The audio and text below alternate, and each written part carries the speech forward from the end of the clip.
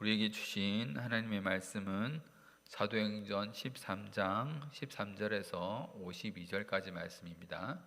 사도행전 13장 13절에서 52절까지 말씀입니다.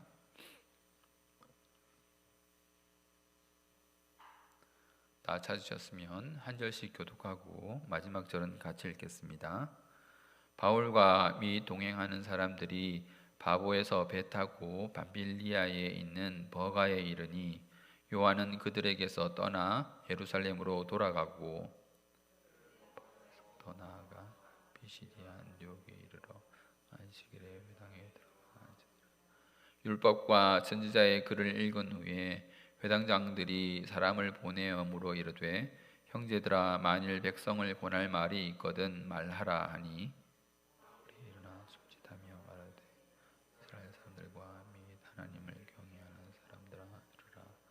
이 이스라엘 백성의 하나님이 우리 조상들을 택하시고 애굽 땅에서 나그네 된 그 백성을 높여 큰 권능으로 인도하여 내사 그래서 약 40년간 그들의 소명을 삼으시고 가나안 땅 7 족속을 멸하사 그 땅을 기업으로 주시기까지 약 450년간이라.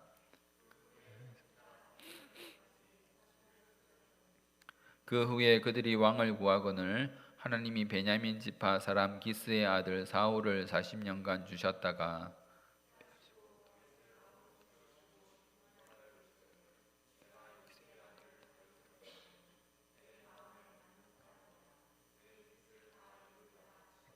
하나님이 약속하신 대로 이 사람의 후손에서 이스라엘을 위하여 구주를 세우셨으니 곧 예수라.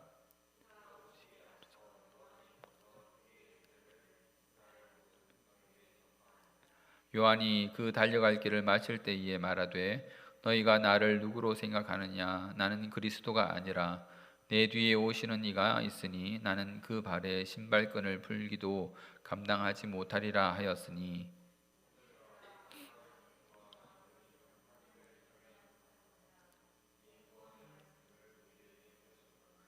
예루살렘에 사는 자들과 그들 관리들이 예수와 및 안식일마다 외우는 바 선지자들의 말을 알지 못하므로 예수를 정죄하여 선지자들의 말을 응하게 하였도다.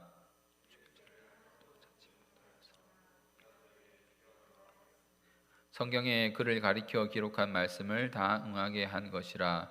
후에 나무에 달렸다가 무덤에 두었으나 갈릴리로부터 예루살렘에 함께 올라간 사람들에게 여러 날 보이셨으니 그들이 이제 백성 앞에서 그의 증인이라.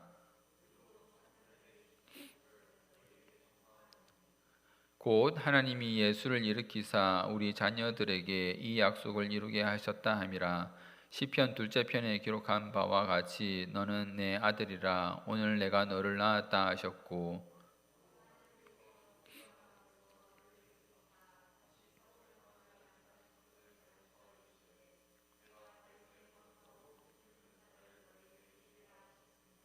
또 다른 시편에 일렀으되 주의 거룩한 자로 썩음을 당하지 않게 하시리라 하셨느니라.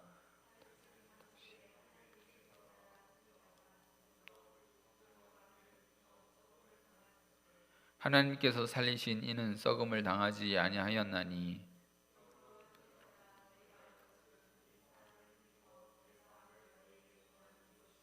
또 모세의 율법으로 너희가 의롭다 하심을 얻지 못하던 모든 일에도 이 사람을 힘입어 믿는 자마다 의롭다 하심을 얻는 이것이라.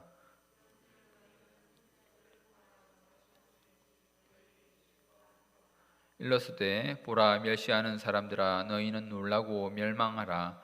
내가 너희 때를 당하여 한 일을 행할 것이니 사람이 너희에게 일러줄지라도 도무지 믿지 못할 일이라 하였느니라 하니라.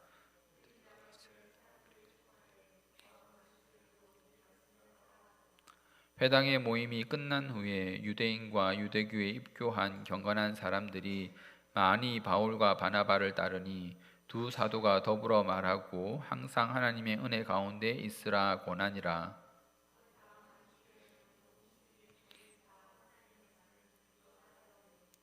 유대인들이 그 무리를 보고 시기가 가득하여 바울이 말한 것을 반박하고 비방하거늘 하나님의 말씀을 마땅히 먼저 너의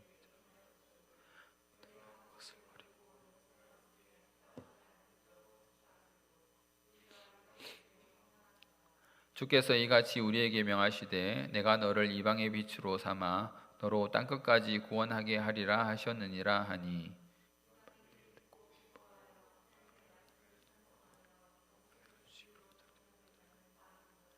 주의 말씀이 그 지방에 두루 퍼지니라.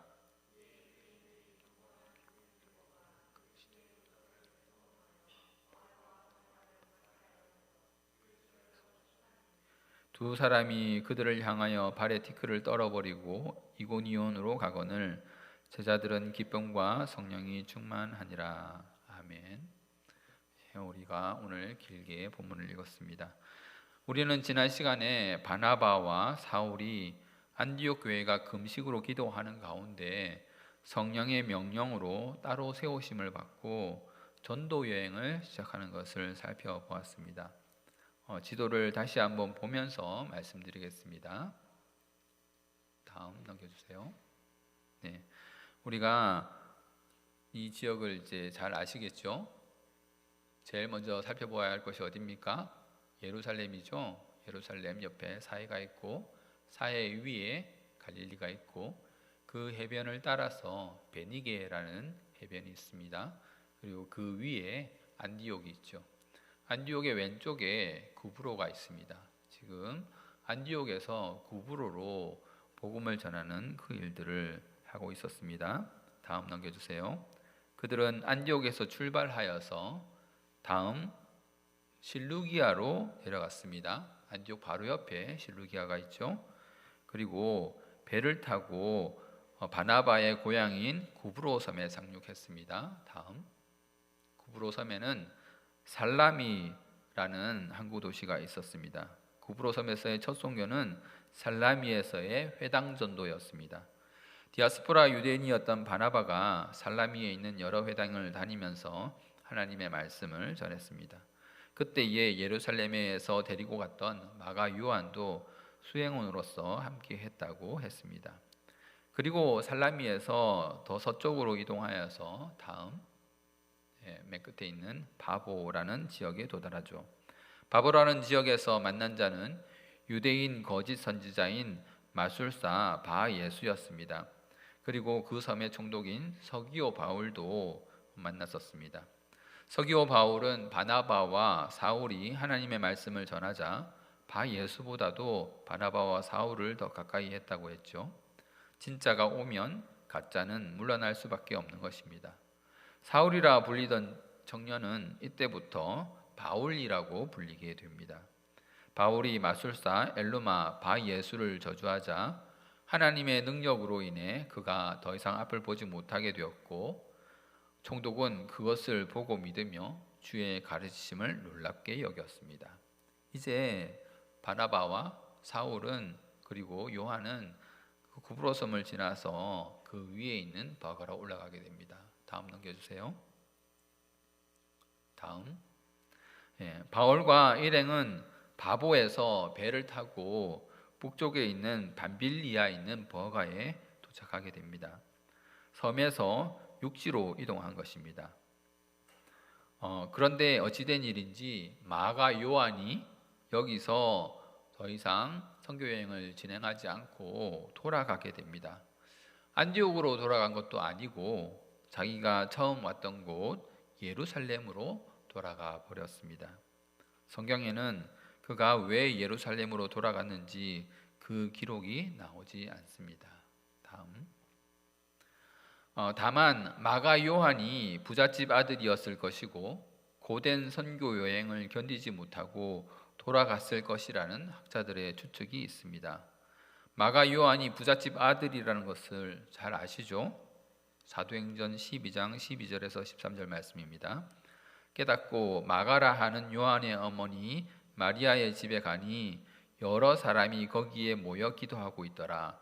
베드로가 대문을 두드린데 로데라 하는 여자아이가 영접하러 나왔다가 베드로가 옥에서 나와서 찾아갔던 집이 바로 마가 요한의 어머니의 집이었습니다.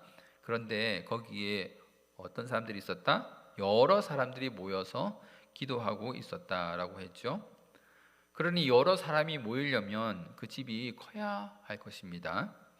그리고 또 보면 로데라 하는 여자아이가 있었다라고 했는데 그 성경을 정확하게 번역하면 여자 노예 또는 여종을 말하는 말입니다. 그러므로 넓은 집에 종까지 부리는 그 마가 요한의 어머니는 부자였을 것이라고 볼 수 있는 것이죠. 그런 부자의 집에서 자란 마가가 험한 전도 여행에서 중도 포기한다는 추측은 전혀 개연성이 없는 것은 아닙니다. 버가 또한 그들이 지나온 일정들을 보면 다음 목적지는 비시디아 안디옥인데, 그러니까 버가에서 다음의 목적지는 비시디아 안디옥인데 버가에서 비시디아 안디옥까지의 거리는 상당히 멀고 그 길이 험합니다. 다음 넘겨주세요. 예, 보면 지금 버가에서 비시디아 안디옥으로 올라가는 길입니다. 버가를 보면은 평지죠. 울퉁불퉁한 산이 없습니다. 버가는 해안가 평지입니다. 그런데 그 위로는 어떻습니까? 아주 험상줄령 산이 있고 그 산을 넘어서 비시디아 안디옥이 있는 것입니다. 바보에서 배를 타고 온 거리의 절반 정도를 걸어서 가야 하는 길입니다. 그런데 그 버가 위로 있는 그 산맥은 타우루스 산맥이라고 하는데 버가에서 비시디아 안디옥으로 가려면 이 산맥을 넘어야 하는 것입니다. 아마도 젊은 마가가 바나바와 사울로부터 다음 목적지에 대한 이야기를 들었을 때에 아마 기겁했을지도 모르겠습니다.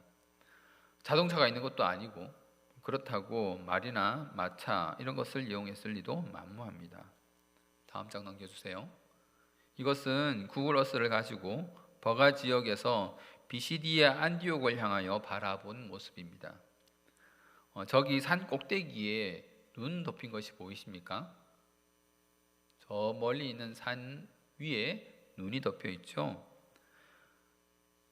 사람이 저 산을 넘어간다고 생각해 보십시오. 눈이 덮여 있는데 저기를 넘어가야 비시디아 안디옥이 있다. 젊은 마가가 부잣집 도련님으로 자란 마가가 아마 보고 많이 힘들었을 거라 생각합니다. 단순히 산을 넘는 것만의 문제는 아닙니다. 저지대에 살고 있던 사람이 고지대로 올라가게 되면 기압 차이로 인해서 쉽게 고산병에 걸리게 됩니다. 전도 여정에 이러한 위험들이 늘 항상 도사리고 있는 것입니다. 선교 여행 중에 하차한 마가 때문에인지는 몰라도 바나바와 바울은 올라가는 길에는 버가에서 복음을 전했다는 말이 없습니다. 나중에 전도 여행을 마치고 돌아오는 길에서 버가에서 복음을 전하게 됩니다. 다음 바울과 바나바는 결국 비시디아 안디옥에 도착합니다. 그리고 살라미에서 했던 것처럼 안식일에 유대인의 회당에 찾아갔습니다. 회당에서 성경을 읽는 순서가 끝나자 회당장이 멀리서 온 바울과 바나바에게 말합니다. 형제들아, 백성을 권할 말이 있거든 말하라 라고 말합니다. 조용히 말할 기회를 기다렸다가 회당장으로부터 바울은 그 기회를 얻었습니다. 그 기회를 기점으로 바울이 설교를 하게 됩니다. 설교의 내용이 무엇입니까? 하나님이 이스라엘 백성을 택하셨고 그들을 애굽에서 빼내시고 그들을 광야를 거치게 하시며 결국 가나안 땅에 거하게 하셨다. 그 땅에 거주할 때에 그들이 왕을 달라 구했으므로 하나님이 사울을 왕으로 주셨다가 다시 하나님의 마음에 맞는 다윗을 세우셨다라고 말씀하시죠. 그러니까 결국 다윗 이야기를 하려고 그 앞에 이스라엘 역사의 이야기를 한 것입니다. 그런데 하나님께서 그 다윗을 통하여 하나님의 뜻을 다 이루리라 약속하셨고 이제 하나님께서 그 약속대로 다윗의 후손에서 이스라엘을 위하여 구주를 세우셨는데 그가 바로 예수님이시다. 그 무엇을 말하고 있습니까? 다윗의 약속을 따라 오신 그분, 다윗의 후손 예수 그리스도. 예수 그리스도가 하나님의 약속대로 다윗의 후손으로 오셨다. 그 얘기를 하고 있는 것입니다. 성경에 하나님의 뜻, 하나님의 약속대로 오신 분이 바로 예수님이시다라는 그 말을 바울이 하고 있는 겁니다. 계속해서 세례 요한도 예수님을 그리스도라고 했다. 유대인들은 이 말씀은 잘 읽으면서 예수님을 알지 못하고 죄도 없는 예수님을 빌라도의 힘을 빌어서 십자가에 못 박았으나 하나님이 그 예수를 다시 살리셨다. 사람들은 예수 그리스도를 알아보지 못하고 그를 십자가에 못 박았으나 십자가에 못 박아 죽은 그를 하나님이 다시 살리셨다라고 지금 복음을 전하는 것입니다. 예수가 다시 사신 것이 거짓이 아니다. 증인이 많다. 예수님이 부활하시고 얼마간 땅에서 자신의 부활을 증언하셨습니까? 40일간 증언하셨죠. 바울이 그렇게 증인이 수도 없이 많다는 것을 말하고 있는 것입니다. 바울은 계속 말합니다. 이제 우리도 조상들에게 주신 그 약속을 너희에게 전파한다. 우리 바나바와 바울이 그 약속을 너희들에게 전파한다. 다시 살아나신 그 예수 그리스도는 하나님의 아들이다. 다시 썩음을 당하실 분이 아니시다. 다윗은 죽어서 썩음을 당했지만 다시 살아나신 예수 그리스도는 이제 그렇지 아니하다. 그러므로 형제들아, 이 예수를 힘입어 죄 사함을 받으라. 그리고 율법을 통해서는 의롭다 하심을 얻지 못하지만 이 예수 그리스도를 힘입는 자마다 의롭다 하심을 얻을 수 있다. 성경에도 너희가 도무지 믿지 못할 일을 하나님이 하시고 또 그것을 일러준다고 하셨는데 그것을 믿지 못하는 자는 멸망을 당한다고 하지 않았느냐. 그러니 내가 전한 이 복음을 잘 알아듣고 믿으라 라는 것이죠. 참 길게도 설교했는데 제가 짧게 요약했습니다. 그랬더니 사람들이 나가면서 다음 안식일에도 이 말씀을 해달라고 바울은 요청을 받았습니다. 참 놀라운 일이죠. 어찌 보면 율법에만 갇혀있는 그 자들을 경계하는 말씀이기도 하고 한편으로는 책망의 말씀이기도 한데 그것을 비시디아 안디옥의 일부 유대인들이 마음에 받고 그것을 기쁨으로 여겼던 것입니다. 사람들이 하나님의 약속이 예수 그리스도를 통해 이루어졌다는 것을 알게 되자 그것을 전한 바나바와 바울을 따르기 시작했습니다. 그들이 늘 들어오던 그런 율법에서 벗어나서 율법이 예수님을 통해서 완성이 되었다는 것을 듣기 시작하자 그 말씀을 또 듣고 싶어하고 또 듣고 싶어하는 것입니다. 더 알고 싶기 때문에. 그 사람들이 왜 바울과 바나바를 따라다녔을까요? 왜 다시 말해달라 했을까요? 더 알고 싶기 때문에, 더 자세히 알고 싶기 때문에, 하나님의 말씀 성취에 대해서 알고 싶기 때문에 그들에게 다시 말해달라, 또 그들을 따라다녔던 것입니다. 그리고 그 소문이 얼마나 그들에게 충격적으로 퍼져나갔는지 일주일이 지난 그 다음 안식일에 비시디아 안디옥에 있는 거의 모든 시민이 하나님의 말씀을 듣고자 회당으로 모였다는 것입니다. 이렇게 많은 사람들이 회당에 모이고 하나님에 대해서 알게 되면 유대인들은 기뻐해야 하는 것 아닙니까? 그런데 유대인들이 그 무리를 보고 시기가 나서 바울이 말한 것을 반박하고 비방을 했습니다. 왜 반박을 했다고 합니까? 시기가 나서. 자기가 할 때는 안 됐는데 바울과 바나바가 하니까 사람들이 막 모여들었다는 거죠. 바울이 전한 복음의 내용이 뭐가 잘못돼서가 아니라 시기가 나서 그냥 틀렸다고 억지를 부린다는 것입니다. 그러니 바울이 자기를 비방하던 유대인들에게 이렇게 말합니다. 너희가 마땅히 먼저 듣고 영생을 얻어야 할 테인데 너희가 이제 영생을 마다하니 우리는 이제 이방인에게로 가겠다. 말씀에도 이런 예언이 있다. 내가 너를 이방의 빛으로 삼아 너를 땅끝까지 구원하게 하리라. 바울은 이 말씀을 자기에게 적용하고 있죠. 하나님이 자기를 이방인의 사도로 세운 것을 가지고 하나님이 이제 바울을 들어서 땅끝까지 복음을 전하게 할 것이다 라는 것을 바울은 이야기했습니다. 그랬더니 좋아하는 사람이 누굽니까? 이방인들이 좋아하죠. 유대인들은 계속 시기가 나고 이방인들은 그 소식을 듣고 기뻐합니다. 그래서 하나님을 찬송하고 하나님께서 영생 주시기로 작정한 이방인들은 다 믿게 되었습니다.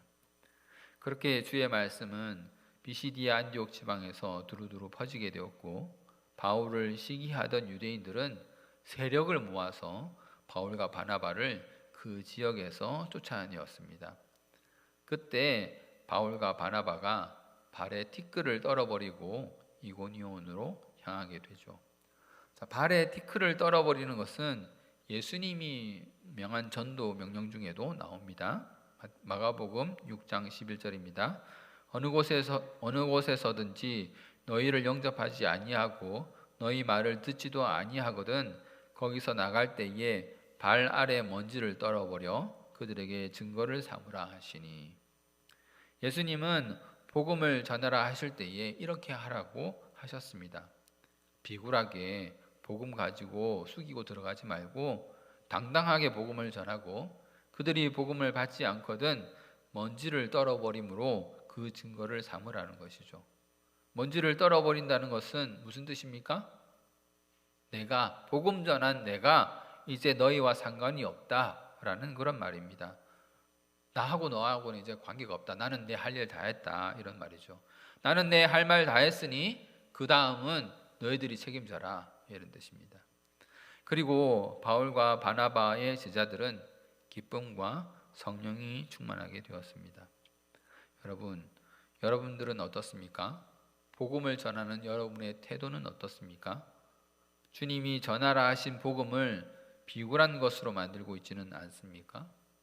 혹시 사람들이 복음을 전하는 여러분들에게 교회의 비윤리나 교회에 무너진 도덕들을 들먹이면서 여러분들을 비난할지도 모르겠습니다. 그러나 성경은 그들에게 당당하게 복음을 전하고 복음을 들은 그들이 그것에 대해서 책임지도록 또 그들이 복음을 받지 않으면 그들에게서 돌아서라고 그렇게 명령하고 있습니다. 여러분들의 복음을 비굴한 것으로 만들지 마십시오. 우리 주님의 복음은 그런 취급을 받을 만한 것이 전혀 아닙니다. 복음을 들은 자들이 오히려 복음을 전한 자에게 감사해야 하고 고마워해야 하는 것입니다. 비난하고 비방하고 쫓아냄을 당할 만한 것이 전혀 아니라는 그런 말씀입니다. 이제 말씀을 맺도록 하겠습니다. 바울과 바나바는 멀고 험한 길을 건너서 험한 바다를 건너서 버가에 도착했고 다시 또 험한 길을 지나서 전도 여행을 떠나게 되었습니다. 비록 수행원으로 함께했던 마가 요한은 분명하지 않은 이유로 함께하지 못하게 됐지만 복음 전파의 열정을 품은 바나바와 바울 두 사람의 길은 계속되었습니다. 높은 산맥도 멀고 험한 여정도 그들에겐 문제가 되지 않았습니다. 그렇게 그들이 전한 복음은 예수 그리스도가 약속하신 그 그리스도다. 예수 그리스도가 죽음을 이기시고 살아나셨다. 예수 그리스도를 믿음으로 죄 사함을 받는다. 예수 그리스도를 믿는 자가 의롭게 여기심을 받는다 하는 내용들입니다. 바로 이것이 비시디아 안디옥에 전해진 예수 그리스도의 복음인 것입니다.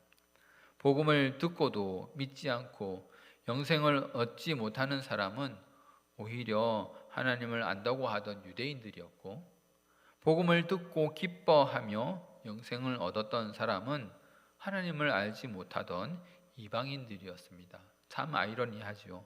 먼저 복음을 받아야 할 그들은 복음을 거절하고 복음이 뭔지 하나님이 뭔지 알지 못하던 자들은 그때에 하나님을 알게 되고 구원을 받았습니다.